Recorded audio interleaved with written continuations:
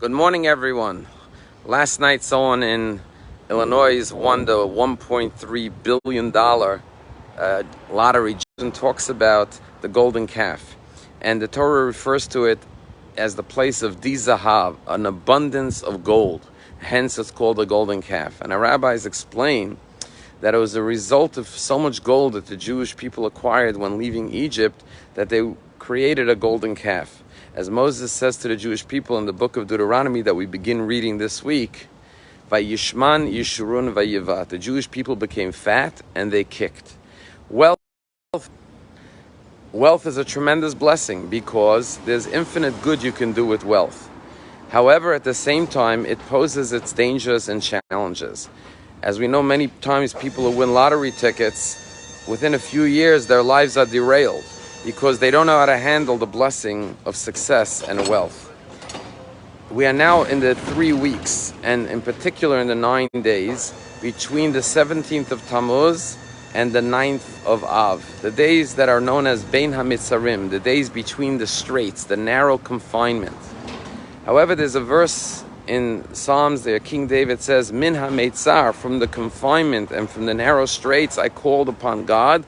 Anani b'merchavka, he answered me with breadth and wideness and expansiveness.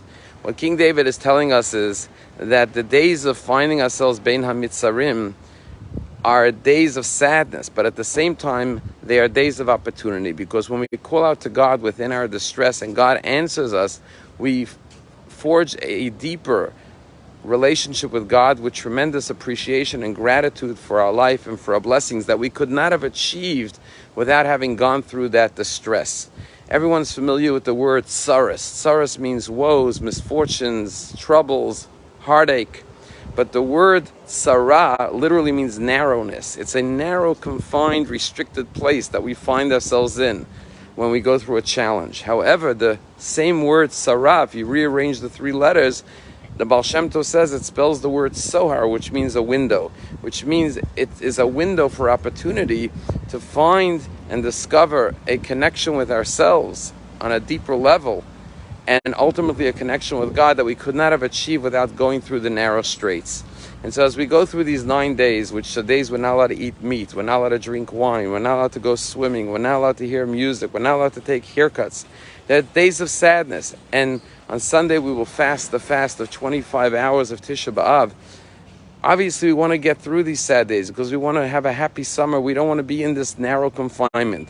But I urge you to utilize these days to think about the tragedies and the misfortunes that have befallen the Jewish people, not just with the destruction of the 2 temples, but all the years of suffering, and come to a deeper appreciation for God, for the blessings that we have today. Having just come back from Israel, I saw firsthand the blessings of our generation. And therefore, every constraint is meant to lead to expansive blessing of connection and appreciation for God. Last week in Canada, a Chabad Lubavitch family was going hiking, and they went on one of the trails near Niagara Falls, overlooking Niagara Falls.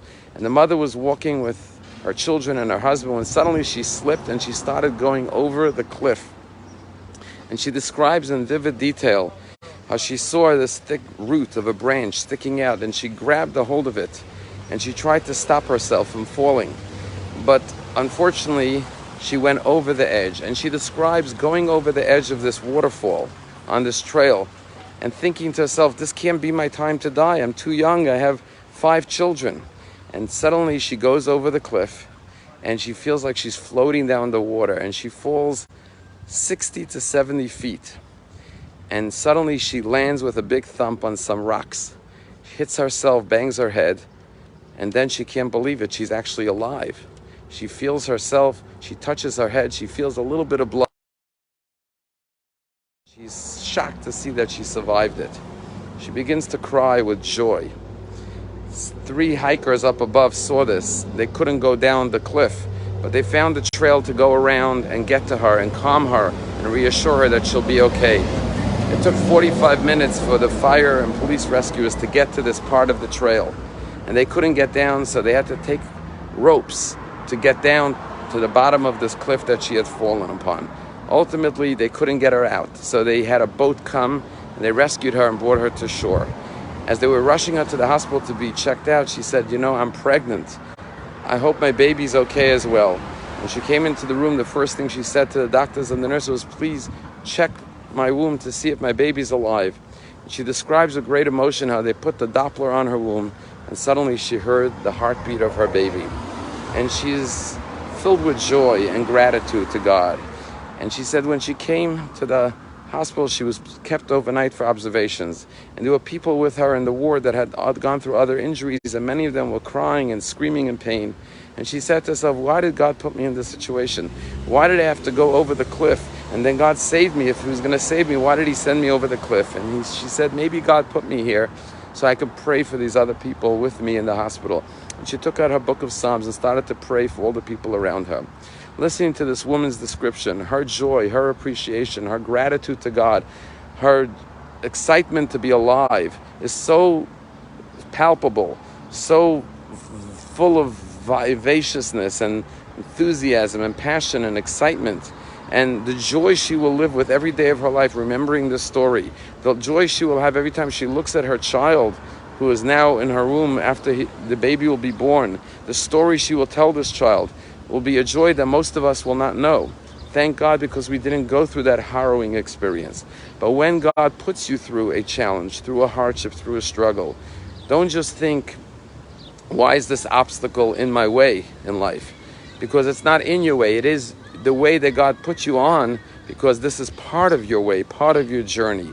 And when you go through the narrowness and the confinement, and you discover the width and the breadthness of God's blessings, the window, the tzahar, that you transform the tsaras, the misfortune, into a window of bright light and joy, we have a heightened joy and a greater sense of blessing and appreciation, and we grow tremendously from those experiences. So as we go through the 9 days, let us utilize these days to transform the darkness in the world and around us and within ourselves into the brightest light ever.